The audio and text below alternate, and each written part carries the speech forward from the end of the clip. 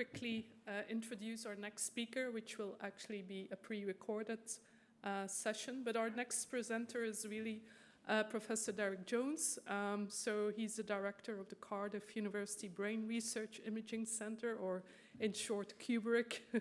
And he's really a leading expert in microstructural imaging.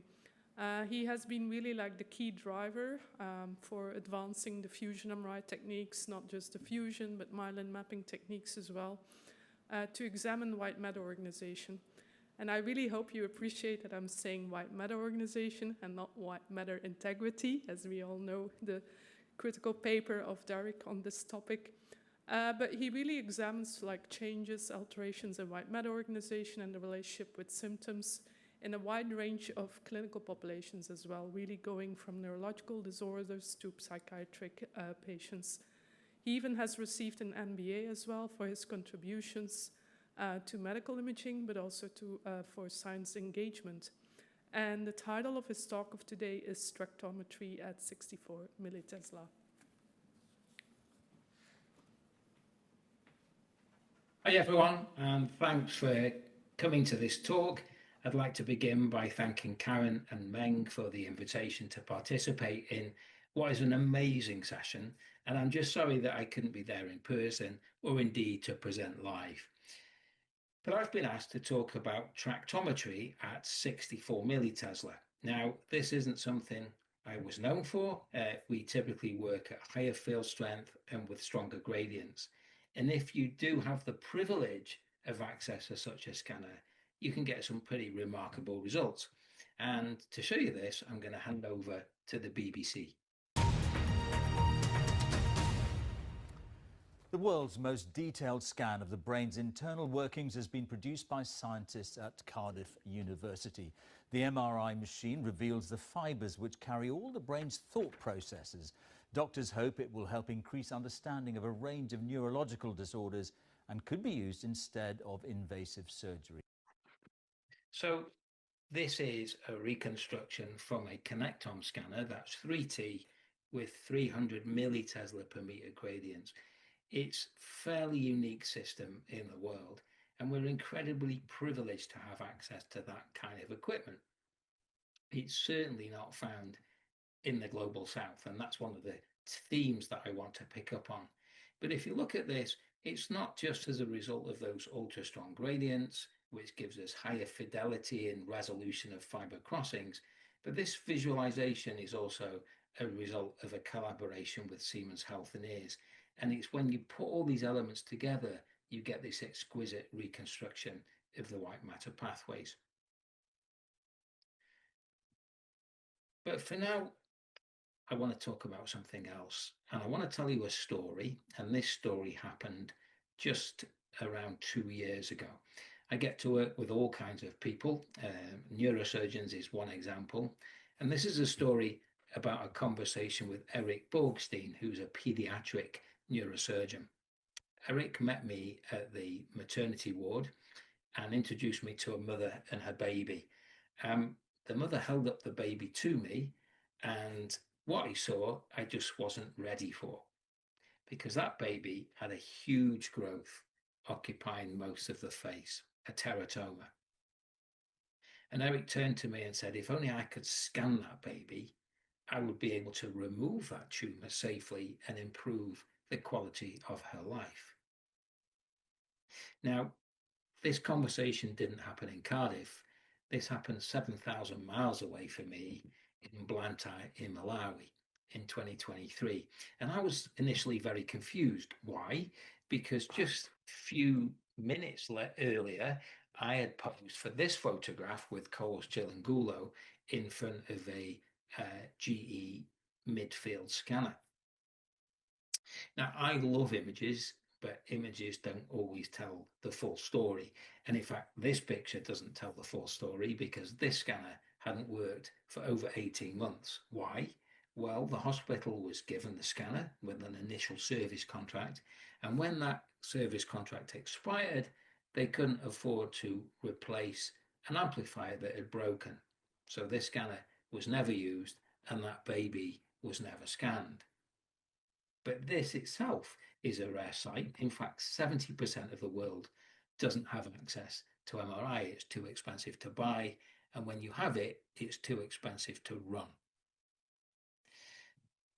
What would the final destination of the scanner on the screen be? Well, it's going to end up in here, the medical equipment graveyard. And these are way too ubiquitous across many areas in the global south. So we need to address this. In fact, we need to democratize MRI, helping everyone, everywhere in the world, benefit from advances in MRI technology. So what's the solution? Well, I think solution one is the one that most of you will have heard of. This is the hyperfine swoop. It's a 64 millitesla system that operates on wheels, as shown here, being wheeled down the corridors of my home institution. I'm afraid we couldn't find a proper model, so you're going to have to make do with this guy. But it just illustrates that this is the entire system. So this is the shield, the Faraday shield. This is the magnet, and the power source is just the 240-volt system on the wall. So why do we have this system? Well, we are part of the Unity program, which is funded by the Bill and Melinda Gates program. And I'm sure you'll hear much more about this from Sean Deone, who's speaking later in the session. But the idea of this is to use MRI to study the first 1,000 days or so of a child's life to see what factors influence cognitive thriving. And these are some of the first images acquired as part of that program. This is a little baby being put into the system in Cape Town, and these are the images that came off the system. This is the T1 weighted scan. And as you can see, they look okay. You can recognize the anatomy, but the signal to noise is very low, and the gray matter, white matter contrast isn't great. So why do we have this system? Well, I'm delighted to say that Cardiff is one of a handful of technological development sites for the Unity program. And in fact, we've been given the specific charge of developing diffusion MRI on this system. So as such, we've been to many of the sites. This is our visit to Cape Town, along with Daniel Alexander from UCL and Steve Williams from King's College London. Now, Cape Town is extremely fortunate. I think it's the only site in Africa with a 3T research scanner. And that means it's possible to scan the same people across two field strengths, the 64 millitesla on the hyperfine and the 3T. And working with people like Daniel Alexander, we've applied this concept of image quality transfer to boost the images from the low res system, borrowing information from the high field system. So here's the original hyperfine image, and this is what it looks like with the enhancement. Well, slightly encouraged by that, I want to show you a slide that Meng actually asked me to include in the presentation. This was a busy day for me at the office, being wheeled from the hyperfine to the 7T. I'm not sure why I couldn't walk myself, just taking advantage of my colleagues here.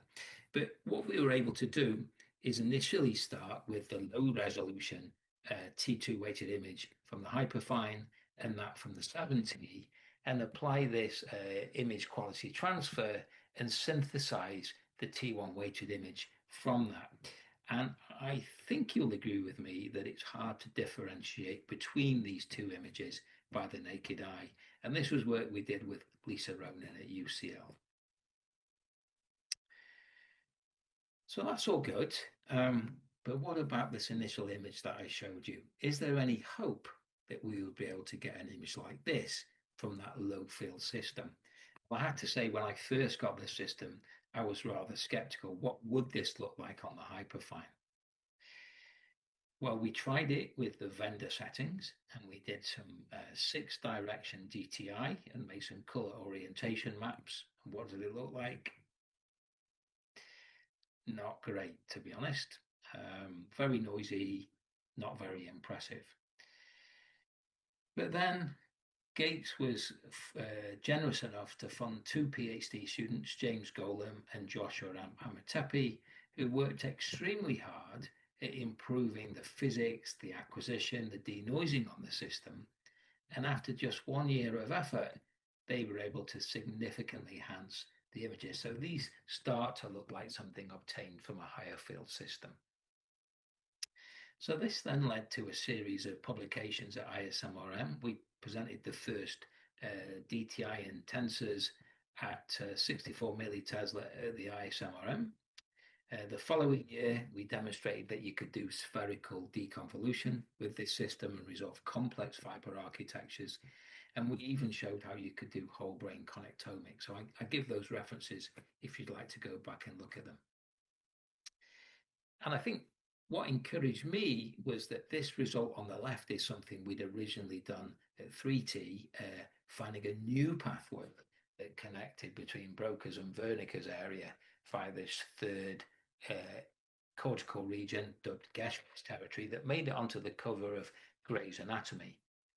We tried exactly the same thing on the hyperfine system, and look, the fact that we could get this kind of result on a low fill system really raises the possibility that people who only have access to the system could start to do neuroscience research at ultra low field.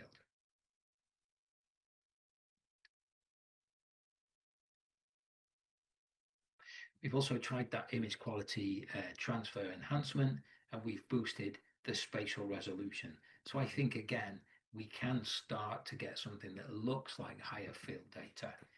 Here's the spherical deconvolution resolving crossing fibers, again, at 64 millitesla, which is great. So what we're currently using, we're using the Swoop 1.7. It's a diffusion weighted fast spin echo, a B value of between 800 and 1000 with 9 or 18 directions. But what you're really interested, I guess, is how long does it take to acquire those data? Now, I want to tell you 42 or 59 minutes, you may be dismissive and you may say, well, that's ridiculous. But I just want to remind you that this is for research purposes. And I want to introduce a new term, BATNA. So in negotiation theory, there's something called BATNA, the best alternative to no agreement. Here, I think this is the best alternative to nothing at all. So if it takes 42 minutes to study white matter anatomy, that's much better than having nothing at all. So that's BATNA. I hope that will stick. So the key challenges on these low fill systems, obviously the signal to noise is substantially lower, but also the magnetic field homogeneity is substantially lower than you would get on your higher field systems. And the gradients tend to be much weaker again than we would get on even a commercial 3T system. So let's just talk about the low homogeneity. This is an absolute killer unless you correct for it. So this is work James Golem did. What we did is to do some field mapping. We fit solid harmonics to those field maps and then take spatial derivatives to compute the additional gradient imposed by that non-homogeneity. And you can see it's mapped here in millitesla per meter, and we're getting up to 1.5 millitesla per meter. And on a 20 millitesla per meter gradient that we ask for, this will have a strong effect. How does it translate to B value? Well, this is shown here. And you can imagine that if you're not correcting for this spatially varying B value, you're going to get all sorts of issues in color, including, for example, in a color map, a really bright red hue or green hue that's entirely artifactual and fibers being bent from their true trajectory. So we have corrected that. And here we see the fractional anisotropy map at 64 millitesla compared to 3T. Now, clearly, we're not seeing all the information. We see the major pathways, but the spatial resolution that we have, we're not resolving these tiny, smaller fibers. Similarly, the color map, you see in the major white matter pathways, good correspondence in the fiber orientation, but again, lacking that detail as we go out towards the sides. Now, this is without the super resolution IQT. I'm just showing you the raw data as we get it from the system. But just to compare, this is, I think, my brain at 3 Tesla, so 30 direction single shell spherical deconvolution. And this is the same brain at 64 millitesla. And you can see we do recover fiber orientation well. But if I just zoom in here, you can see we also solve fiber crossing. And that means we can start to get faithful retrieval of principal orientation. Major white matter pathways are recovered, and some of the minor white matter pathways, there are issues. You can see that the point spread function is rather large. There's some asymmetry in the response functions, and the FODF lobes are quite broad, and that's largely because of the low signal to noise. But now that we've got that, what does tractography look like? Well, I'm going to show you 3 different approaches using this. First is manual filtering of anatomically constrained tractography. Next, automatic segmentation and filtering of those tracks. And then finally, tract orientation mapping, which will come from TrackSeg. So let's do manual ROI filtering, where we manually place ROIs in the image. And here we want to recover the arcuate fasciculus. You see it does a reasonable job. Here, the cingulum, the anterior section of the cingulum, and here, the superior longitudinal fasciculus. So I think that looks really promising. What about automated filtering? Well, here I mean we do the whole brain raw tractography, but we apply the filters obtained from TrackSeg to see if we can recover the pathways. And again, this is for whole brain. It does a pretty remarkable job, pulling out fibers like the cingulum and the uncinate fasciculus. If we now use the tract orientation mapping from TrackSeg, you can see it cleans things up pretty well. And you can see it's not really hallucinating anatomy, because you can see it still present in the raw data. So I think that gives me great optimism that we can get to something that's reliable if we want to start to quantify parameters along these tracks. So more of that visualization now that we previously did with Siemens Health and Ears. This is the same result shown here. And if I show you this little video, you get an idea of the kind of results that we're now getting from this system. I'll show you another example of this right at the end of the talk. So this is the tracking result, and we can look at cortical surface anatomy, which we super resolve with SynthSeg, and you can see we see rather detailed reconstruction of these white matter pathways. So the fact that we can now isolate nearly all the major bundles in the brain, I think really does pave the way to being able to look at these pathways, not just at reconstructing their trajectories, but now sampling quantitative parameters along those tracks. And that's what we call tractometry. So just a brief assessment or refresher, what is tractometry? Well, it's really looking at point-wise assessments of microstructural attributes along the tract. We originally called this PASTA, and in 2011 introduced the term tractometry. So in other words, we can color the tracks according to quantitative metrics. Here, fractional anisotropy. This is perfectly co-registered with the data already, and you can see, for example, the corticospinal pathway with high anisotropy. You see low anisotropy here, of course, due to the crossing fiber phenomenon. But we can actually go for other quantitative measurements. I'd like to highlight the work of Adam Dvorak, Neil Wiley, and Sharada Balaji at University of British Columbia, who have really pushed the envelope of what it's possible to do with quantitative relaxometry on the hyperfine system. And as we progress through these images, you can see the acquisition time is reduced to just under 6 minutes to get this isotropic quantitative T2 map. We can then register that with the tractography result and now quantify T2 along any of those individual bundles that I showed you before. But if we want to start to look at myelin, we need to look at measures that are more sensitive. And one for that is magnetization transfer. And this is work that's really been led by Sharada Balaji, again from UBC. And this is using on-resonance magnetization transfer contrast. And so if you look at this image at the top here, you can see we've got hair conditioner, we've got whipping cream and water. For water, we've got a symmetrical profile here, but you see this asymmetry for the whipping cream and conditioner. And this reflects the fact that we've got these macromolecules causing this MT effect. Sherrard has actually quantified the MT effect in a phantom, you can see at the bottom there, and has shown that this gives remarkable agreement with those measurements obtained from higher field.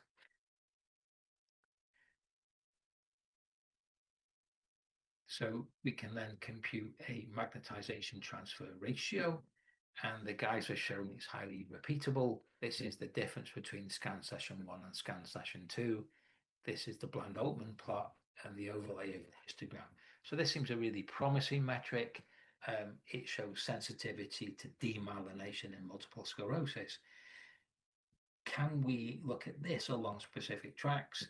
Well, yes, we can, and we've done this here in the superior longitudinal fasciculus, really driving home the possibility to look at myelination in cognitively relevant pathways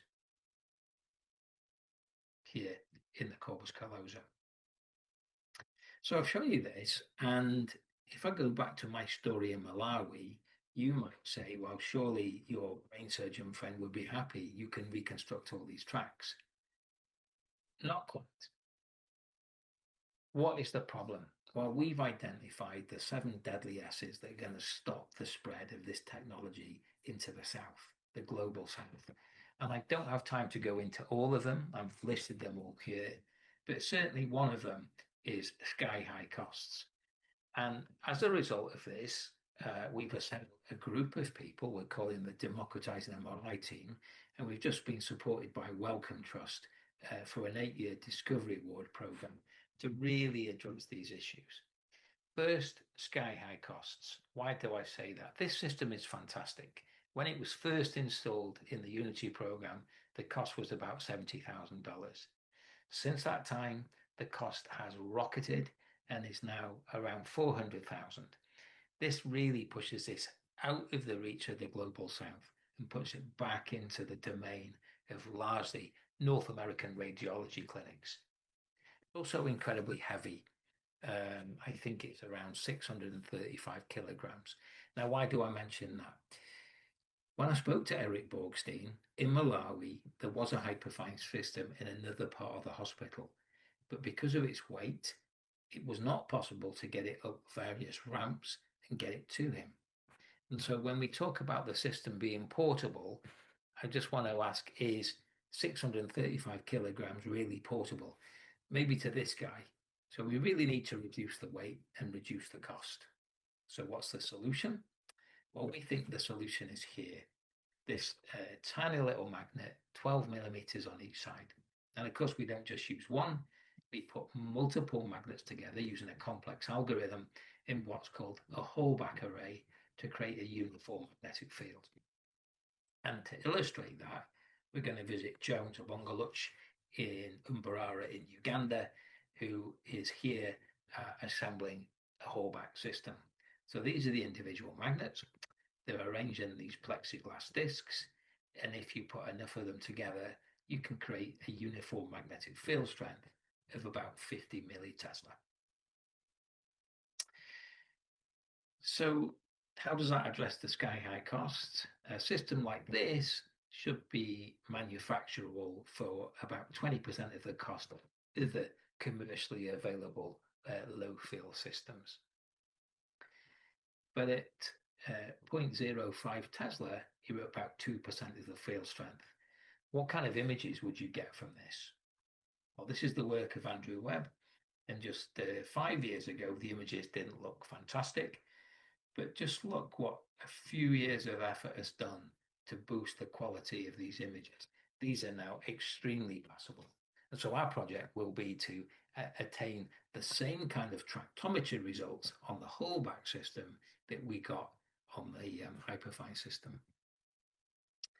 We also think this addresses a key issue of sustainability. We must never go back to the equipment graveyards. But with a system like this, I think we can address this. There's a saying that I love: give a person a fish, feed them for a day, or give a person a scanner, feed them till their initial service contract expires. Teach a person to fix the scanner themselves, they'll be able to scan for a lifetime. And with this modular system, fully open source, one should be able to do that. So that's the Wellcome Discovery Award, and we are intending to put these systems into 4 sites in Africa: Mbarara, Ibadan, Cape Town, and Blantyre in Malawi. But ultimately, our vision is a Pan-African network where we put many more of these systems. And I think this represents a huge opportunity if you're listening to this presentation. In Africa, there's a huge number of people with incredible talent in radiography, radiology, biomedical engineering, and they're just looking for people like you to collaborate with, and so we can start to do these neuroscience research experiments in places that it just wasn't possible. In other words, we can really democratize MRI, helping everyone everywhere in the world benefit from advances in MRI technology. And so I just want to leave you with perhaps our most recent visualization, just to show you what's possible at 64 millitesla.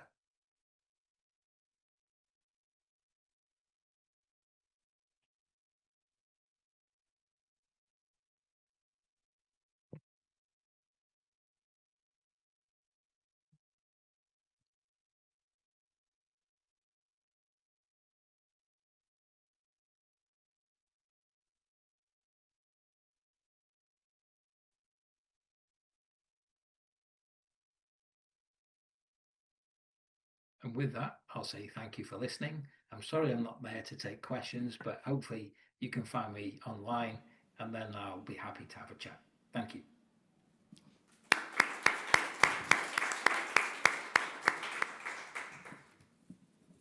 Maybe if anyone has a question, feel free to ask as well. We can try to respond. We'll keep the questions till the last as well. But yeah, pretty sure everyone is impressed with this work as well. There's hope for diffusion MRI on 64 millitesla. So yeah, we'll introduce the next speaker. Maybe we can ask if is anyone trying to do this? Yeah, sorry, go ahead. You want to use the microphone? I'm completely new to this, so it's going to be a naive question. Are there any open source data sets, for instance, that would feature these low field scans, and also like scans at 3T, for instance? Because as far as I understand, the interpretability and the utility of this technology is going to depend to a large extent on like AI algorithms that will be able to solve this inverse problem of augmenting these images. So you will need a lot of data to train these algorithms. What's the situation on that, basically? It's a really good question, and I actually want to probably refer to Shaolin. He's working on that data set. Do you want to come? We'll release some data sets on our network collecting, first of all, human health effects, and then if that works out, so it will be in time this year. The data sets will be released, and this year challenge how we use AI in improving and so on. So that's with data sets part. I think the SRAM community has a open source hardware, software community built up the scanner from the ground. Some of the anti-RAS scanners that we have developed modular, in some of the MPH group, we also release some open source software. When are you making a final announcement of that, the public announcement of that challenge, AI challenge? It's already been announced. Oh, so okay. it's currently happening. So the data sets have been released. Oh, all right. So it's available out there. Okay.